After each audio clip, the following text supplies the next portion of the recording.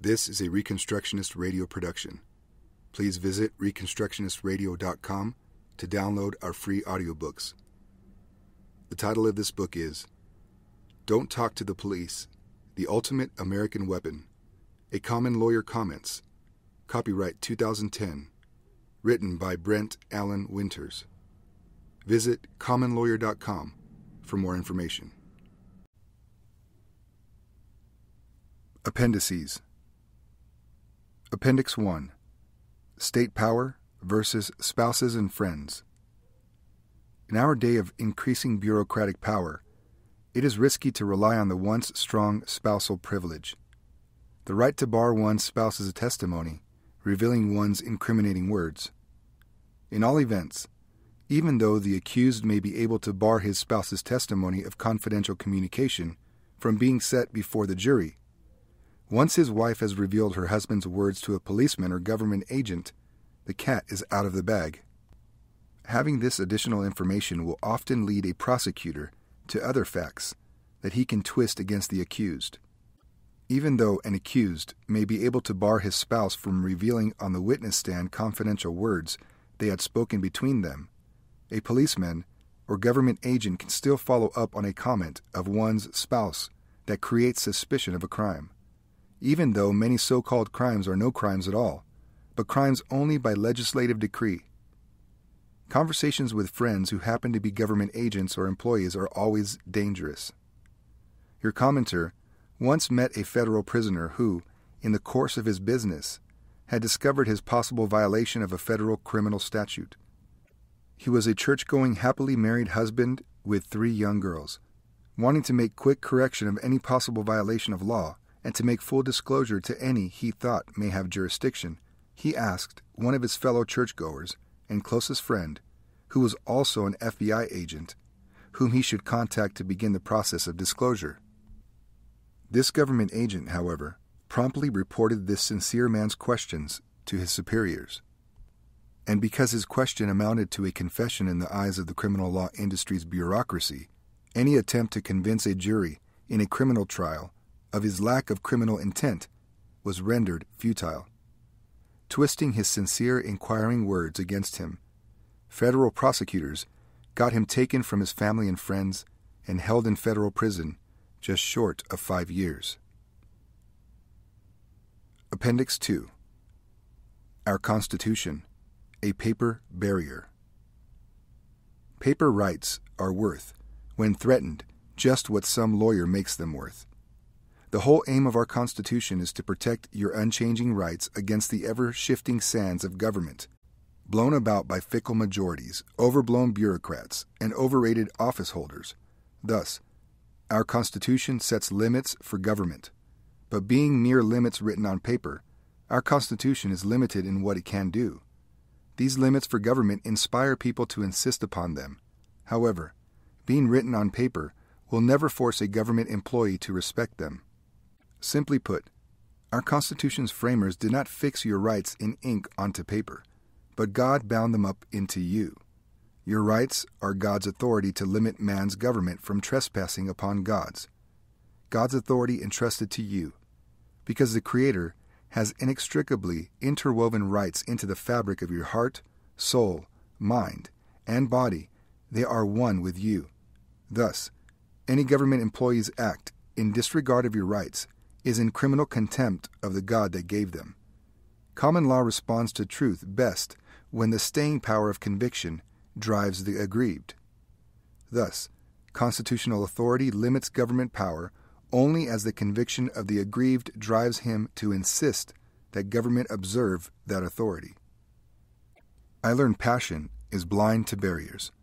While growing up, I tended daily and became familiar with cattle and hogs, horses, goats, and chickens. My grandfather and father let, handled, and hauled bulls. From this I learned the dangers of cattle. When a child, I also learned to respect the horse's kick, the billy's horns, and the rooster's spurs. For raw aggression, however, few domestic animals match an old sow on the scrap to defend her piglets. Once she believes one of her litter is in danger, she alters from a relaxed rooter into an instant white-hot and wild, wakened female warring as for her child.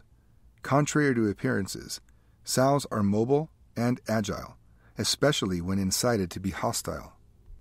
Our sows farrowed on the sand hills north of the house. Hogs are born to root their way through life. Their nature demands it. Their life depends on it. As goes the saying, root, hog, or die.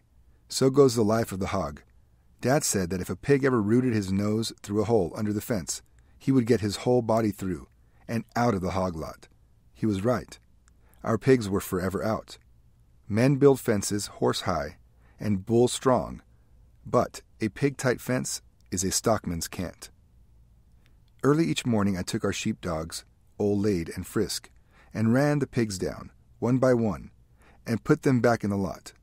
Some of these pigs pushed 50 pounds, big enough to outrun a man, but in spite of their size, still unweaned. Without our dogs' help, I could never catch them. As I gave chase, Lady and Frisk hung onto their ears, frustrating their flight, allowing me to close in. Once close enough, I dived for the pig's hind legs. After catching his legs, I swung the pig over the gate and into the pen in such a way as to let the rascal down easy, turning loose of his hind legs. After getting all the pigs back in, I plugged the holes under the fence by tying old wooden rails and stray timbers along the fence's bottom, using strands of baling wire that we had expended feeding the cattle during the past winter and had hung about on the fences and fence posts, handy for such use. Early one August morning, I rolled out of bed, pulled on my bib overalls with no shirt, and slipped on a pair of flip-flop sandals. It was among the most humid and hottest dog days of a summer, 100 degrees and 100% humidity at sunup. I left the house for the sow pens out north on the sandhills, figuring to get all the pigs back in and back to the house in 30 minutes, when breakfast would be ready. Lady and Frisk and I went to work. I soon caught a pig, grabbing his hind legs just as he rounded the outside of a fence corner. In his desperation to shake the dogs loose from worrying his ears, while making the turn, his legs tangled just long enough for me to get the advantage. Diving for his hind legs at the right moment, I caught hold and held fast as the centrifugal force of rounding the outside of the fence corner at a good clip rolled us both into the horseweeds. Holding fast the hog's hind legs, with both hands, with his front legs still on the ground, allowed me to guide him like a wheelbarrow, but with one difference. Unlike the handles of a wheelbarrow, the pig's legs agitated unending jackhammer-like. In addition, the pig was screaming up a storm. As I moved him into position in order to swing him around and in an upward motion to clear the 4-foot gate, I glanced across the lot at a troubled sow, her soul as agitated as the pig's legs. Pushing 400 pounds, she stood sideways with her head turned toward me. Violent snorts erupted from deep within her innards. With each snort came a bouncing upheaval of her whole body, from her engorged udder up to her high back. In a glance, I took quick account of facts and calculated that she was loaded and cocked, ready to rescue her pig. Being a Yorkshire, the normal redness of her engorged udders had turned abnormally white. Dad had told me, and narrow escapes had taught me, that just before a nursing sow attacks, her muscles make ready for the demands of battle by pulling the blood from her udder, causing it to go pale. In short, the pig's screaming had put his mother on the scrap. I, nonetheless, remained unalarmed because a 4-foot-high steel gate stood between her and me. Without fear, and leaning back on both heels in order to balance my weight against the rotation of the pig's weight, I made ready to swing her screaming juvenile delinquent up and over the gate. By this time, however, his mother was making a beeline for me at full tilt. Her mouth was wide open. I saw down her throat as she closed the distance. But having seen all of this before, I stayed unconcerned. The gate that stood between her and me was made of the best steel, the sturdiest gate-building material available in that part of the country. 3/8-inch oil well sucker rods. Moreover, to bolster my confidence in its strength, I had fashioned and welded the gate together myself. Possessed of cocksure satisfaction born of the self-confidence of experience, I pictured the old girl crashing into that gate, as I had seen untold times before, while I watched in calm safety within only a few feet of her fierce resolve to rip me open. I had just begun to swing the pig up when, to my horror, 2 jumps from the gate, the old gal went airborne. Straightway that sow's high-flying agility brought low my trust in my gait. It became no more than a dreamer's wall of imagination. I knew I was worsted. All of a sudden, she was at my shoulder, the force of speed, weight, momentum, and gravity all combined in her favor. All that stood between us, a cubic foot of hot, humid air. In that eerie moment, while time stood still, we both knew she had the drop on me. No time to dodge, much less run. By instant, reckless instinct, I took the only evasive action allowed. In one motion, pitching the pig loose, I fell backward and tumbled away. Clearing the gate clean, her front toes touched down with the force of 400 pork pounds of blind aggression. Her open jaws slammed into her pig broadside at his rib cage. Now a sacrifice successfully offered for my life. She chomped down on him a couple of times before gaining her senses and turning him loose. Her misguided attack, leaving only a few holes in his tough hide. Sprawling backwards, I had kept tumbling, trying to salvage my hide. By the time I had unscrambled my legs, gathered them under me, and looked back at the sow, her burst of force now spent, she stood alert with her head up, as though surveying the effect of her savage charge, grunting and munching on one of my flip-flop sandals that hung from her mouth. In my hurry to get clear, one foot had left behind a sandal. I had fashioned that gait with care, but had relied on the skill of my mind and hands to no avail. My gait kept the sow in only until her passions took hold. That which experience and sense told me will never happen, did happen. The passions of men in government, coupled with natural ambition, ever impel them to transgress constitutional limits for government. The framers hammered out, forged, and fashioned our Constitution with great care, according to their convictions and those of their fellow Americans. It is likely the finest summation of common law government principles ever penned. Nevertheless, without present and individual understanding of its unwritten common law foundations, our Constitution remains a mere fence of parchment, waiting to be punched through or jumped over.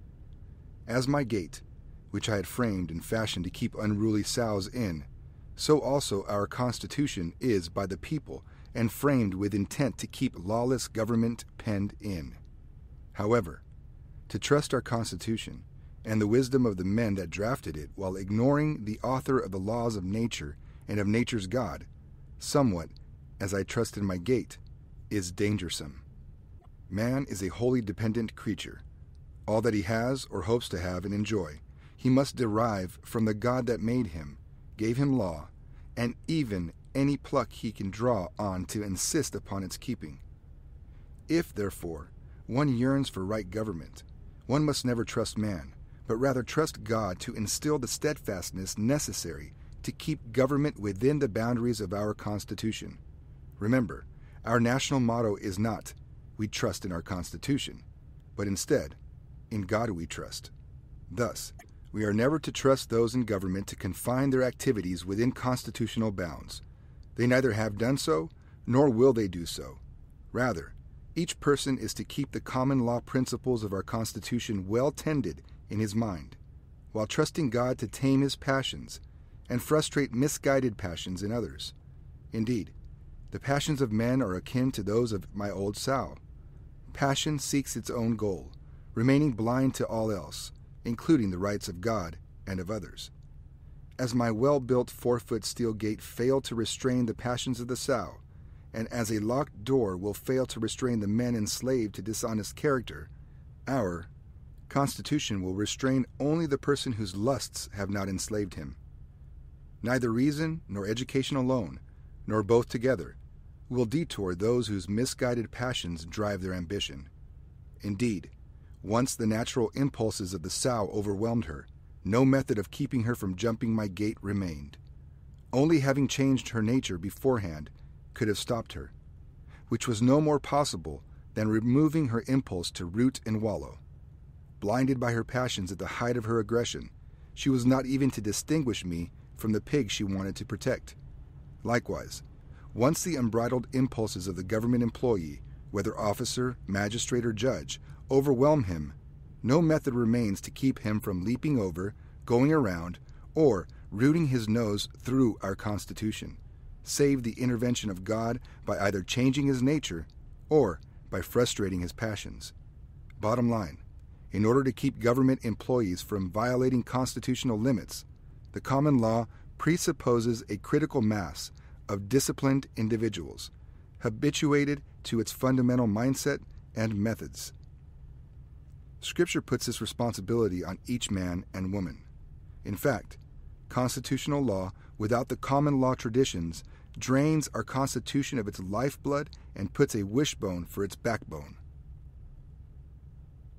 Appendix 2. The limits of government authority. By what standard is one to know whether an act of government is lawful?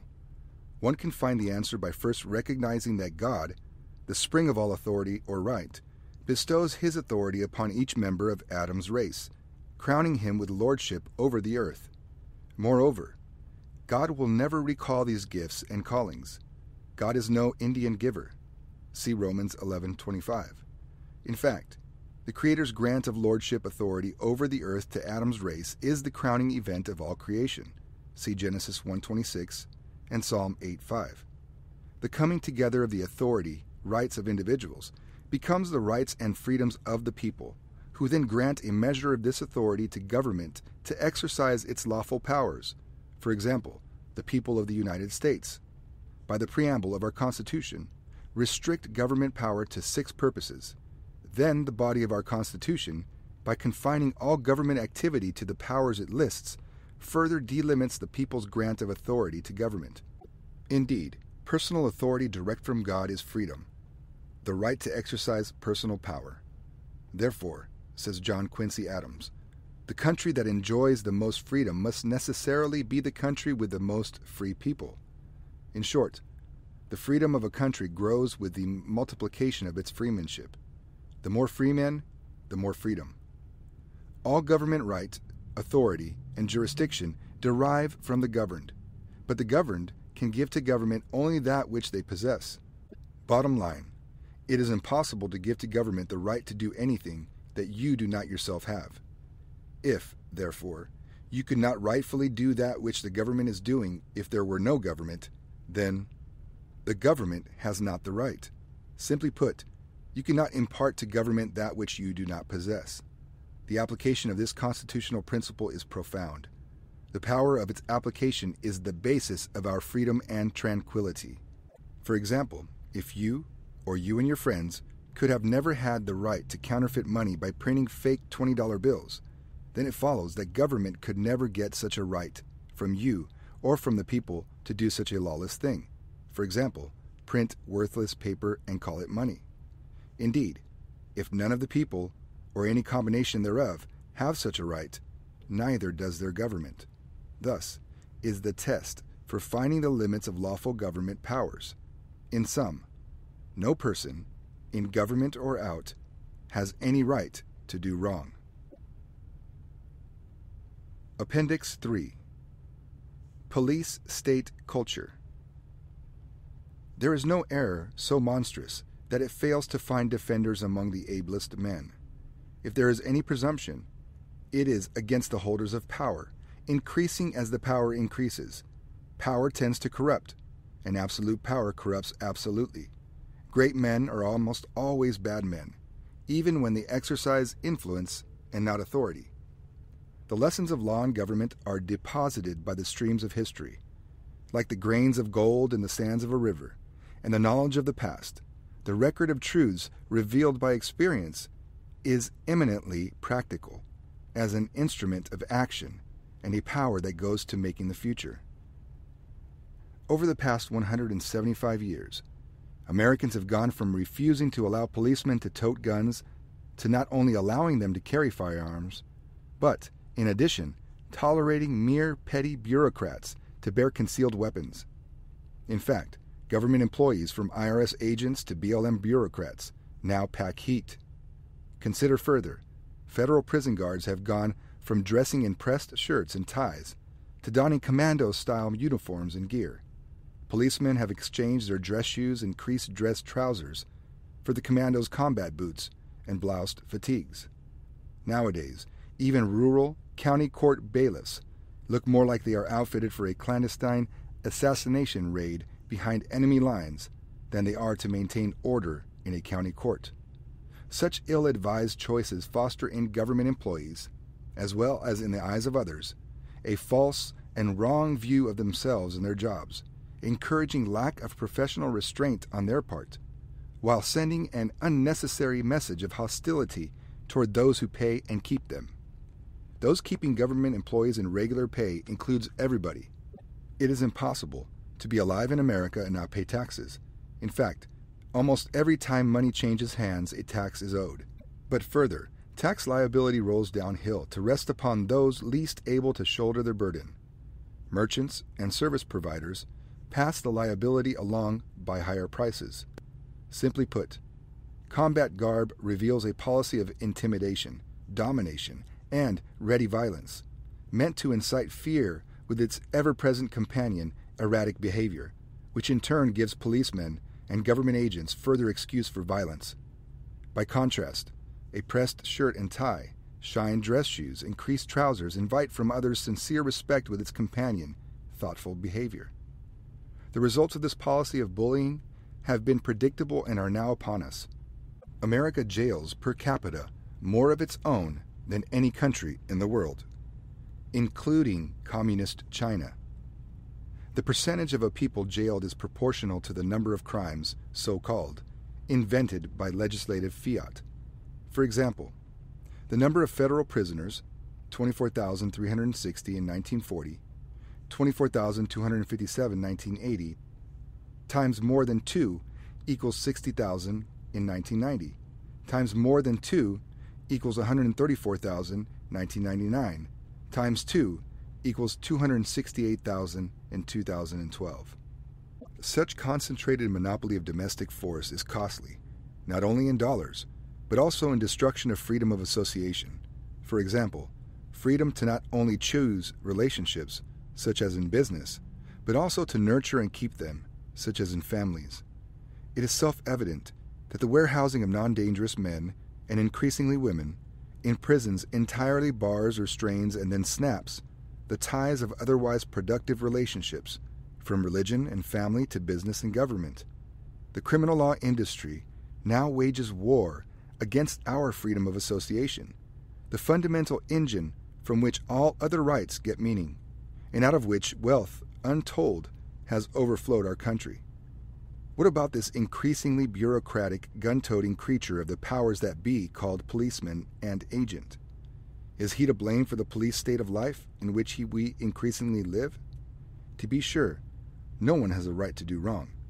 To the extent that a policeman or government agent is misguided in having chosen to do the unlawful bidding of his superiors, substituting the mind and will of others for his own good sense, and thereby exercising unlawful force against his own people, he has allowed himself to become a part of the problem, a cog in the evil empire's machine against your freedoms. Our common law, says Justice Koch, is against monopolies, and this includes any monopoly of force and violence. Why?